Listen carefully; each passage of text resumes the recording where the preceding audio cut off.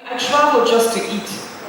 I won't buy even an earring, but I must eat the food of wherever I go. And I make it a habit that every year I travel to a country that I do not know. So it's very important that you can I ask you, is that my time remaining or what I've spent? Is it time remaining or what I've spent? Are you serious? Okay.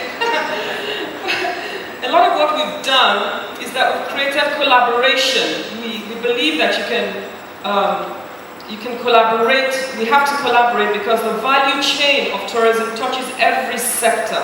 If you get into your car to move from your house to visit somewhere for adventure or for business tourism, who's going to benefit? That car or the train or the airplane you came with, that is manufacturing sector benefiting from tourism and hospitality. If you go and fuel your car, oil and gas is benefiting.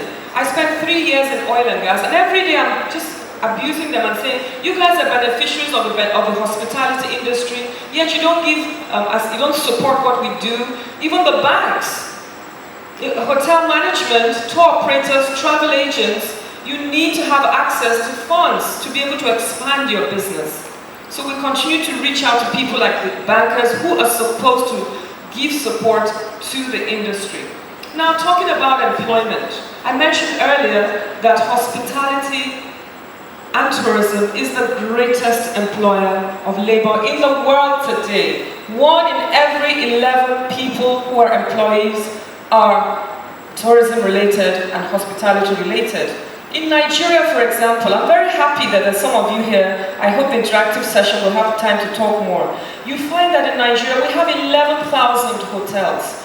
4,723 hotels are documented by us. We are the ones who regulate the hotels, the registration and all that.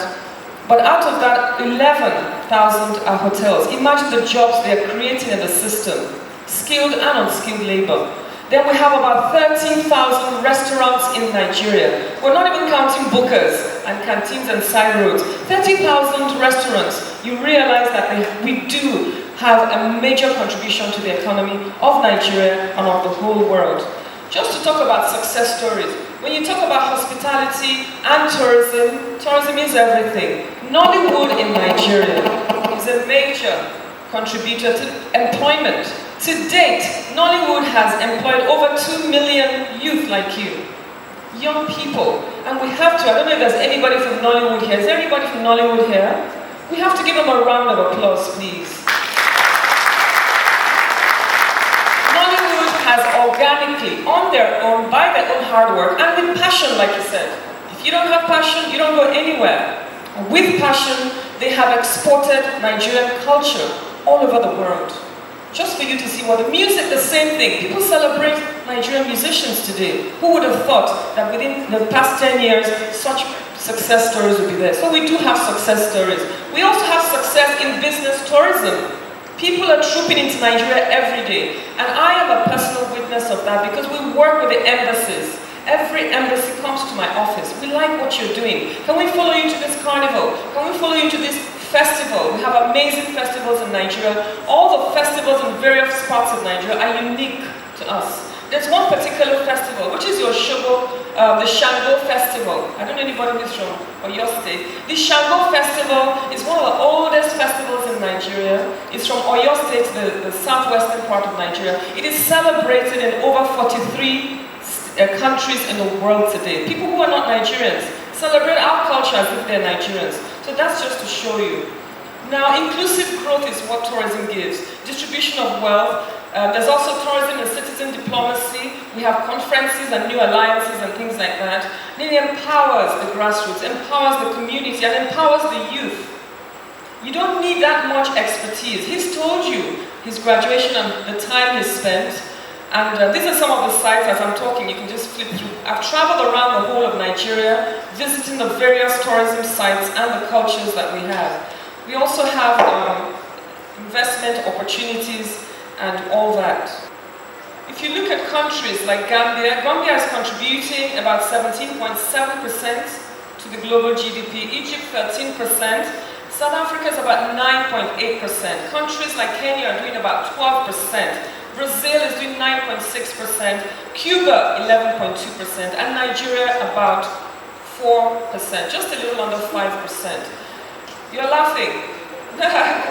I know, it's ridiculous, but that's why we're here. If you get jobs in the hospitality industry and we continue to preach tourism, then people will realize that Nigeria has so much to offer.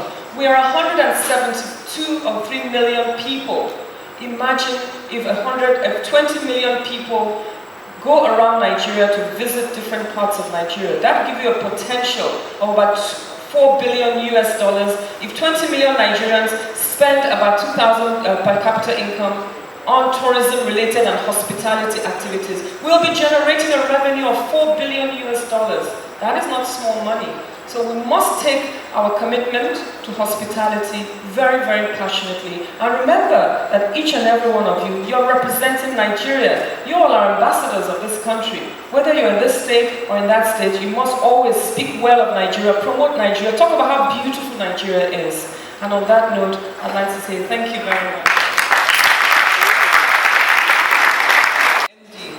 And then I heard my name all over the papers and on TV, and everybody's calling me, are you going to take it? Are you going to leave your fancy job in the bank? Surely you're not going to take it. And I kept thinking, well, I was thinking more of serving my country. Of course, I knew nothing about tourism. I had no clue. I'd never been to any tourism site because I was a core banker. Now I've come into it. The place was not as it should be. I didn't mind any of that.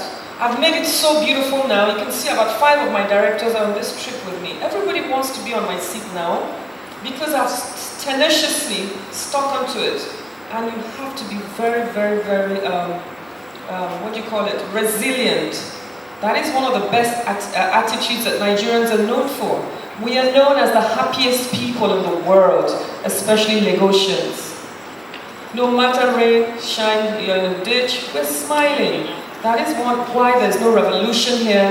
We wait for the right time, but you have to be tenacious and you have to have perseverance. And I continue to say you can have the education here. The educational system is excellent in Nigeria, but we need to have awareness of this field. And now that I'm a member of this field or this hospitality industry, we have been going to schools, we're creating awareness, and we continue to go to educational boards. And of course, as parents, teach your children to cook. Came in here, she's one of my friends, she's excellent in the food industry and hospitality industry. As young girls, don't say you're too sophisticated. I mop my floor, I clean my house, clean better than my cook.